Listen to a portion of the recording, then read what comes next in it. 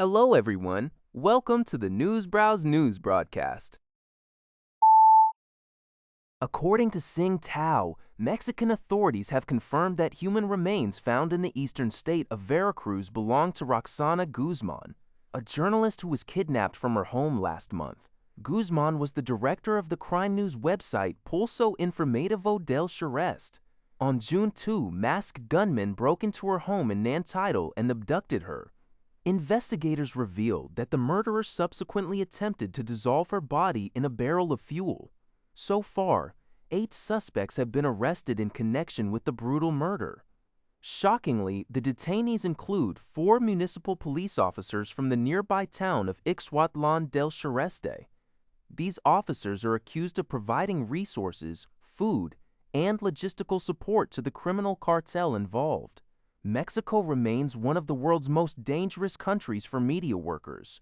Human rights groups report that at least 10 journalists have been killed since President Claudia Sheinbaum took office in October 2024. According to a report by Global News, U.S. President Donald Trump has not forgotten about his desire to acquire the Danish territory of Greenland, according to his special envoy to the island, Jeff Landry. Speaking on a podcast, Landry, who is also the governor of Louisiana, revealed that Trump told him directly, "We need to get Greenland," during a phone call. Landry highlighted Greenland's strategic importance, citing its vast natural resources, including oil, gas, rare earth minerals, and rich fishing grounds. He suggested that the United States could bring Greenland into its fold through incremental steps, like increasing military presence and expanding trade. However, these remarks have run into immediate resistance. Greenland's Prime Minister Jens Frederik Nielsen reiterated to Global News that the position of his government and people remains unchanged, stating they have no desire to be part of the USA. Furthermore, a recent poll indicates that a clear majority of Greenlanders reject independence from Denmark, and only 5% favor closer ties with the United States. Canada has also stood with Denmark and Greenland, opening a new consulate in the capital city of Nuuk earlier this year. According to a report by Taeba Thai Sounds, outgoing British Prime Minister Keir Starmer has urged his successor to dedicate as much time to international affairs and global crises as he did during his tenure. Starmer, who announced his resignation in June after just 2 years in office, pushed back against critics who claimed he spent too much time on foreign diplomacy. His likely successor, former Greater Manchester Mayor Andy Burnham, has pledged to pivot the government's focus toward domestic issues such as infrastructure, housing, and living standards.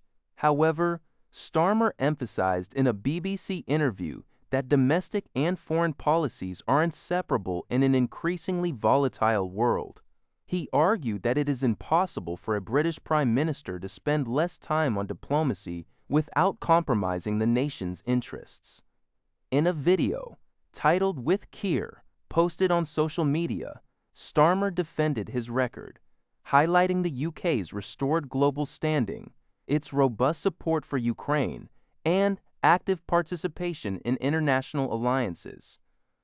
He also pointed to domestic achievements, including stabilizing the economy and reducing child poverty, to demonstrate that a leader can successfully manage both fronts. According to a report by Liberty Times, the Dutch government has officially confirmed that the Netherlands will serve as the host country for a special international tribunal to prosecute Russia's political and military leadership for the crime of aggression against Ukraine. This initiative, modeled after the historic post-Mali and the Ramberg trials, has been strongly pushed by Ukraine and its European allies to ensure that Russia's leadership is held accountable for initiating the war. Dutch Prime Minister Rob Jetten confirmed the decision during a phone call with Ukrainian President Volodymyr Zelensky. Zelensky expressed gratitude, noting that the tribunal will focus specifically on the crime of aggression itself, rather than just its consequences. The Hague, already hosting the International Criminal Court and the International Court of Justice, is considered the ideal location. Funding from the European Union has already supported preparatory teams in The Hague since January. Currently, 36 nations and the EU have pledged to join the tribunal, with the Ukrainian government expecting it to become fully operational by 2027. That's all for this video. Thank you for watching. See you in the next video.